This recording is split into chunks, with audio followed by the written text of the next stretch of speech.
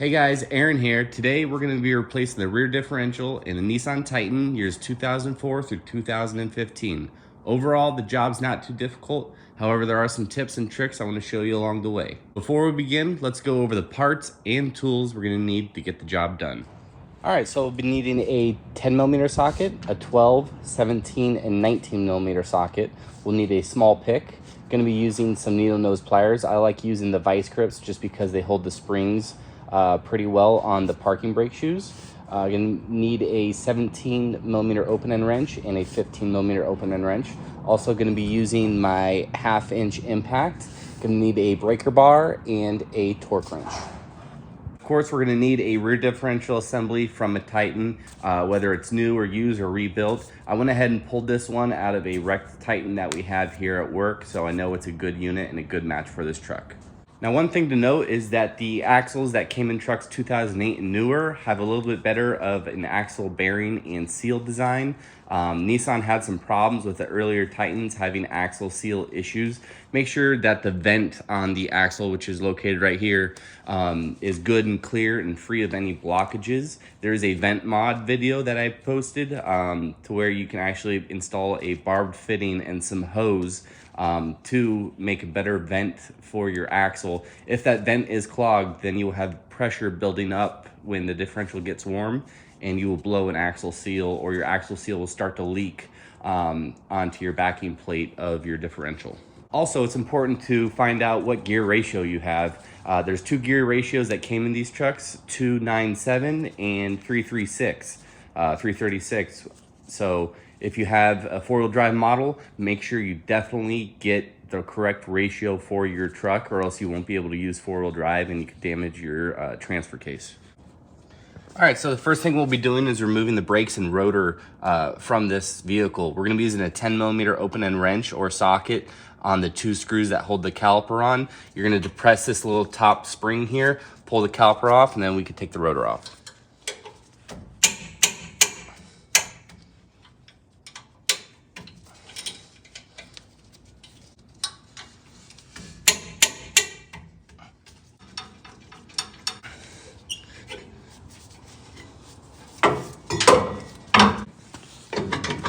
Next, we need to take a 12mm socket and remove the bolt that holds the ABS wire in. And then we could take all the little grommets out of their holders where the ABS wire goes along the axle, and kind of free them up and take those sensors and set them aside.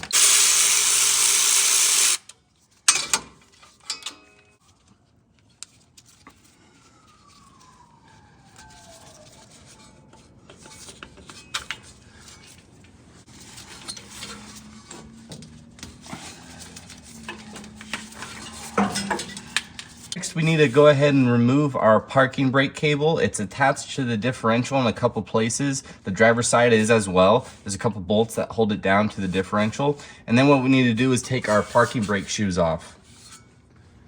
This part's a little bit more difficult and requires some patience. We got to remove these 2 clips. There's a clip up top here that holds the top shoe to the backing plate, and then there's a clip on the bottom. What I like to do is take some needle nose pliers and depress this clip. And when you depress it, you take a little flat blade screwdriver and push it in just to create a little bit of room on this side here. And then what you need to do is you need to make sure that this pin goes to this outer left point right here where it can slide through, and this pin will be able to come out just like that.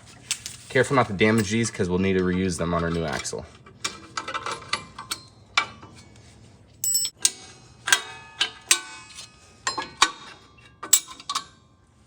Now, once that's complete, we can go ahead and take a spring that's on this side here. Our adjuster's on the other side. So we're gonna take the spring and we're just gonna take the spring off. Actually, our adjuster's on this side. Take the spring off.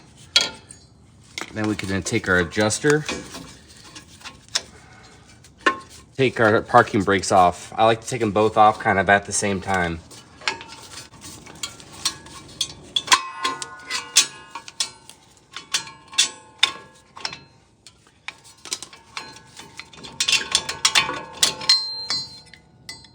Now, once that's off, we could take this little doohickey here and release it from the cable.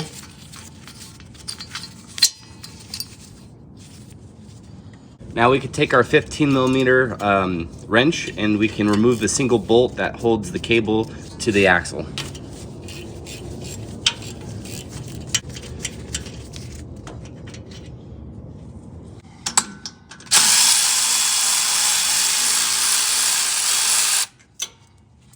Now we can go ahead and remove the lower bolt that holds the shock to the axle.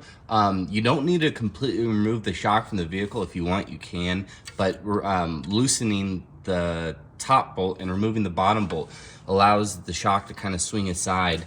That way it's out of our way when we take our axle out of the vehicle.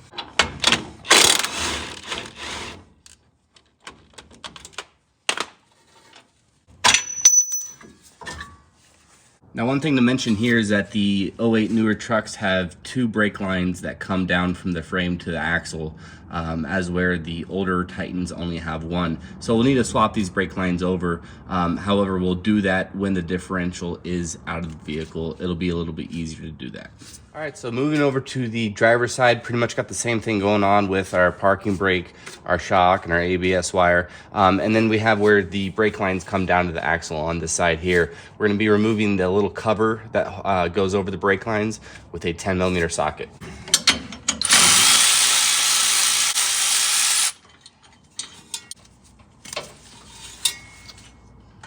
So before we crack open the brake lines, the last step that we need to do is remove the 4 bolts that hold the drive shaft to the differential itself. We're going to be using an open-end 17mm wrench and a breaker bar with a 17mm socket on the other side.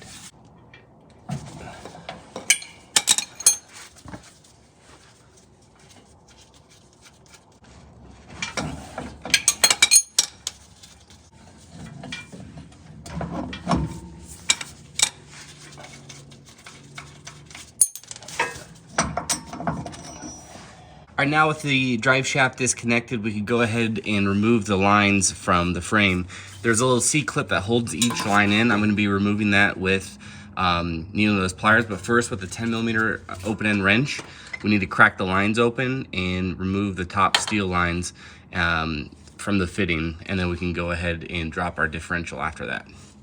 Now keep in mind, you're gonna be losing brake fluid, so periodically check your master cylinder reservoir to make sure that it's not empty. We don't want that thing getting empty, or else we'll have to do a complete bleed of the brakes when we're done.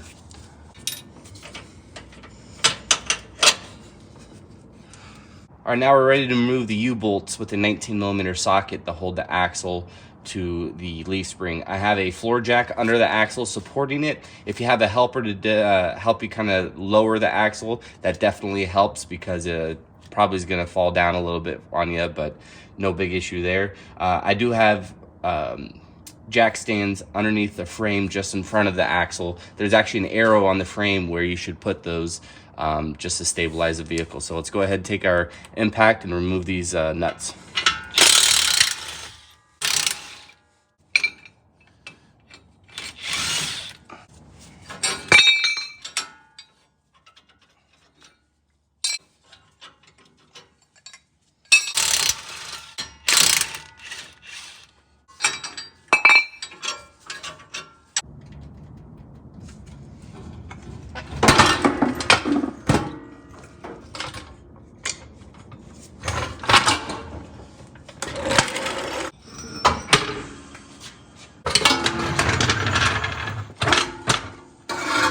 As you can see the difference through the years, we have 2 brake lines on the newer differential, the newer body differential, that is, the 08 and newer.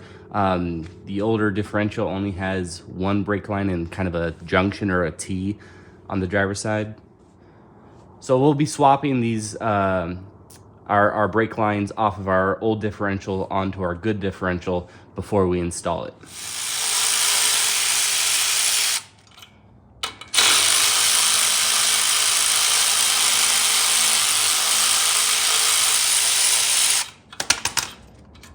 All right, guys, so I went ahead and swapped over the brake lines. It's pretty easy. Honestly, getting these little buggers, these little C-clips off is the hardest part. The only thing that holds the brake lines to the axle are these little bendy metal strips here. pretty easy to bend these up and remove the brake line as needed. Went ahead and installed my axle vent tube here.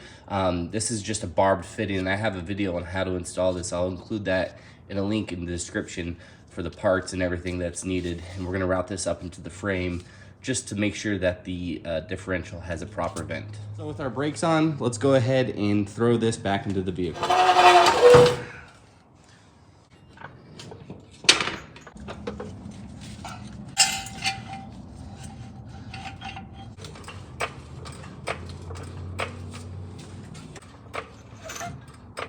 All right, so our axle's in place. Once you get just the little bolt that goes down and centered in the axle, it's pretty much in place. So let's go ahead and throw our U-bolts on.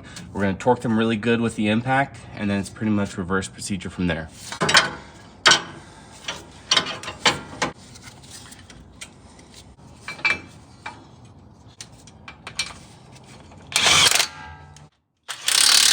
So then we're gonna wanna work on our parking brakes and putting them back together. Make sure you put your toggle lever in the same way it came out, and then we can put our shoes back on and our springs and our adjuster. And then we're gonna wanna adjust the adjuster so our parking brake sets and fully seats into the hat of the rotor when we apply it. If your adjuster is not properly set, you won't have any parking brake, or your parking brake will be too soft, which won't stop the vehicle from moving.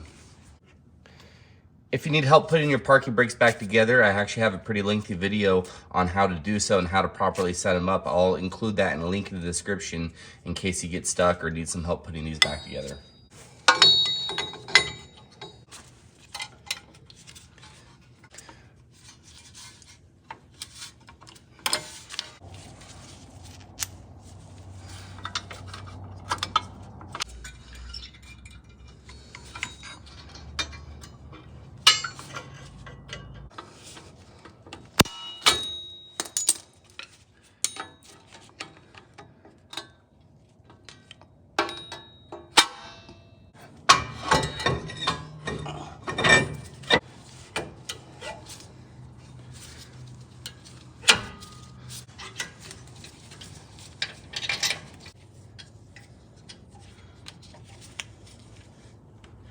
So once our caliper is all set, we can go ahead and start routing all of our lines that connect back to the axle, like the ABS line, and start putting the bolts back in for the holders for our parking brake line.